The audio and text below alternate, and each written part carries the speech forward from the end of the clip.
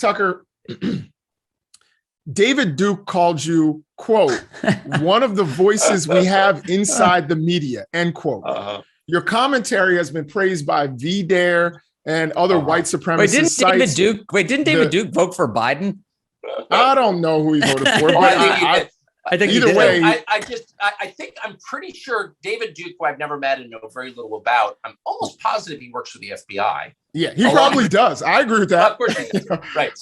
I'm not saying that. So here's the point. I believe in colorblindness. I believe in the meritocracy. I believe in judging people by what they do, what they believe, who they are as individuals. I strongly believe that. It's one of my deepest and most sincerely held beliefs. I've articulated that hundreds of times on television and in private with my children, for example.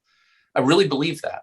If that is a white supremacist belief, then I guess words have no meaning. Language is not actually an instrument we use to convey ideas. I wasn't going to call you a white supremacist. No, I'm just saying this whole thing is like, if they call you a white supremacist for quoting Martin Luther King, they probably don't really mean it. I guess that's so. My question is, but the white supremacists think you're a white supremacist? That's all I'm saying. So I'm wondering, why is it that they see you as an ally? So, I can sincerely say I've never met a white supremacist.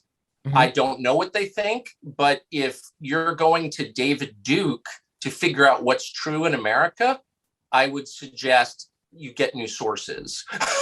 Right. Yeah, people are like citing David Duke, like, what's reality? I don't know. Let's check with David Duke. Maybe he knows. Yeah, I mean, David Duke, the Daily Stormer, VDare. I love that. For some reason, they see you as an ally, and I'm just like, look, my views are absolutely transparent.